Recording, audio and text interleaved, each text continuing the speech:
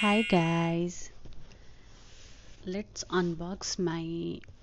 skincare, hair care and त्यसपछि body care products from Noon जुन चाहिँ मलाई PR प्याकेज आएको होइन पहिला आएको थियो त्यो मैले युट्युबमा अलरेडी राखिसकेको छु होइन तर यो चाहिँ मैले आफैले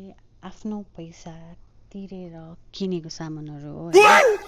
अनि मैले चाहिँ भिडियो बनाउँदाखेरि मेरो भिडियोहरू जुन पनि एकदमै लामो हुन्छ होइन सो म सकेसम्म ट्राई गर्छु यो भिडियो चाहिँ मेरो एकदम छोटो होस् भनेर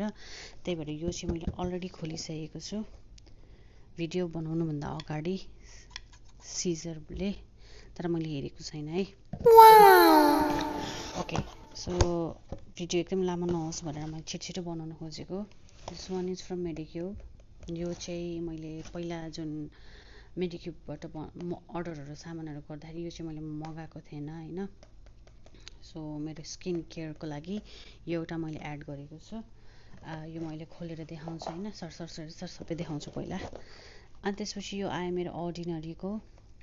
यो चाहिँ it's been like 3 to 4 years होइन मैले दुबई आएदेखि लाइक मैले यो ट्राई मैले युज गरिरहेको हो होइन सो यो मेरो लागि मस्ट निडेड हो जुन चाहिँ म हप्तामा 2 चोटि युज गर्छु तर मलाई अल्छी लागेन भने चाहिँ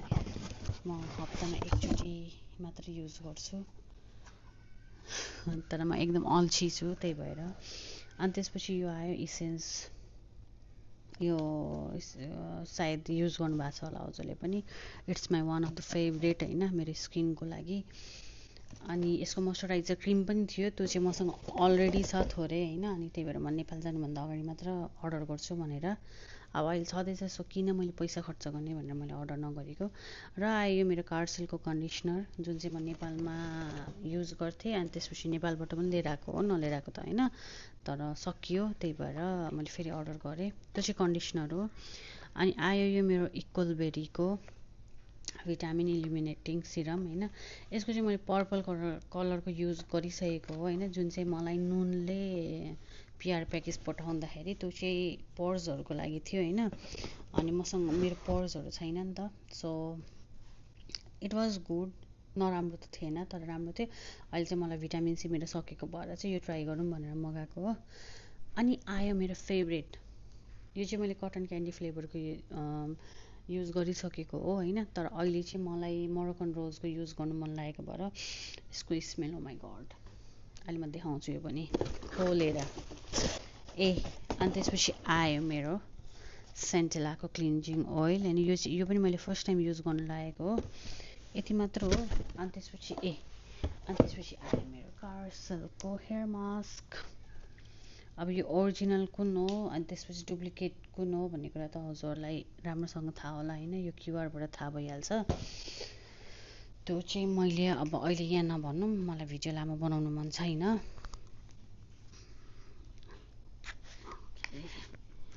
यो वाला oh my god it's so yummy तर सायद यो टेस्ट गर्दा पनि मिठै हुन्छ होला है अनि म सिया बटरको त एकदम फ्यान हो सो सिया सुगर अनि त्यसपछि स्क्रब भइहाल्यो so this is one of my favourite किनभने मेरो स्किन एकदम ड्राई छ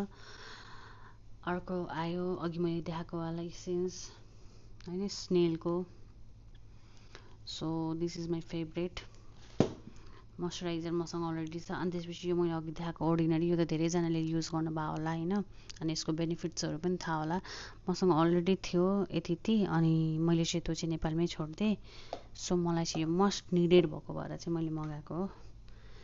आयो मेरो अर्को मेडिक्युबको यो चाहिँ मैले कहिले युज गरेको छैन मैले युज गर्ने भनेको मैले अहिले चाहिँ मेरो स्किन केयरहरू एकदम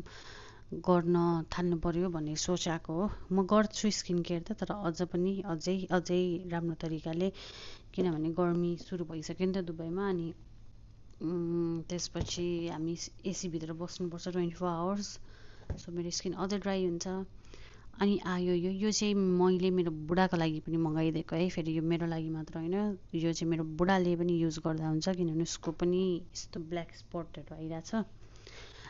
आयो सेन्टेलाको क्लिन्जिङ ओइल यो चाहिँ मलाई युज गर्नु मन लागेको एकदमै हो सो म युज गर्छु यो आजै युज गर्छु अनि आयो मेरो कन्डिसनर, यो त अघि मैले देखाइसकेँ। Thank you for watching, bye by.